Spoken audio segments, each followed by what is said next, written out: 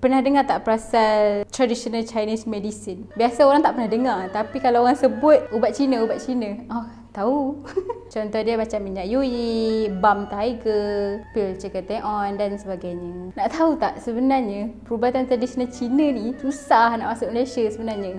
Padahal dia dah masuk daripada zaman abad pertama, kedua, ketiga, kelima. Tapi untuk dapatkan satu sistem pengurusan yang baik, kawal selia yang bagus, 2016 hari tu baru dapat. Sedangkan dari abad yang kelima lagi, daripada zaman sejarah sebelum merdeka lagi dah ada. Kenapa susah sangat? Okey, masa abad pertama hingga abad keempat macam tu dah ada perdagangan antara China dan juga Malaysia. Dah ada pertukaran budaya. Hingga abad ke-15 datanglah Laksamana Cheng He atau kita panggil Laksamana Cheng Ho. Dia datang berlayar ke Malaysia, ke Melaka, bawa bahan-bahan mentah seperti bahan semula jadi yang digunakan dalam perubatan tradisional Cina seperti teh, halia, ginseng dan sebagainya lah. And dekat situ berlakulah pertukaran perniagaan, pertukaran barang-barang mentah.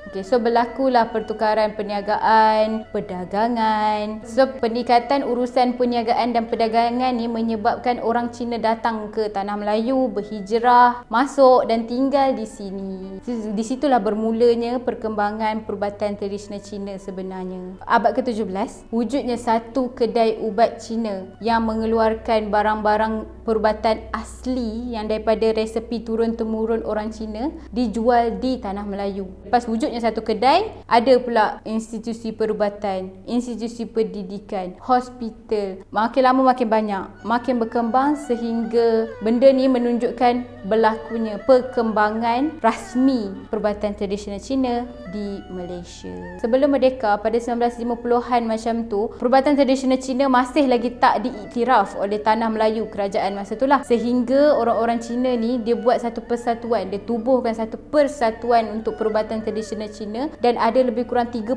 cawangan untuk mengawal selia dan mengurus perubatan tradisional Cina ni. And then merdeka. Bila merdeka, Malaysia dah ada lebih kurang 20 juta penduduk dan 35% adalah orang Cina. Masa tu, perubatan tradisional Cina ni boleh didapati di mana-mana orang Cina ada. Sebab resepi turun-temurun keluarga diorang kan. So kebanyakan perubatan tradisional Cina dulu dia buat sendirilah untuk menghasilkan perubatan ubat tu. Lepas tu masuk 1992, kerajaan mewajibkan semua perubatan tradisional termasuklah perubatan tradisional Cina, Melayu, India didaftarkan di bawah Biro Pengawalan Farmaseutika Kebangsaan di bawah jawatan kuasa perubatan tradisional. 1998 ada satu jawatan kuasa tetap untuk perubatan tradisional Cina sehinggalah wujudnya satu akta pada tahun 2016 yang dikenali sebagai Akta TCM, Traditional Complementary Medicine, Akta Perubatan Tradisional dan Komplementari Malaysia, yang dalam tu ada 6 jenis perubatan, termasuklah perubatan tradisional Cina, perubatan tradisional Melayu, perubatan tradisional India. So macam itulah sejarah macam mana perubatan tradisional Cina masuk ke Malaysia.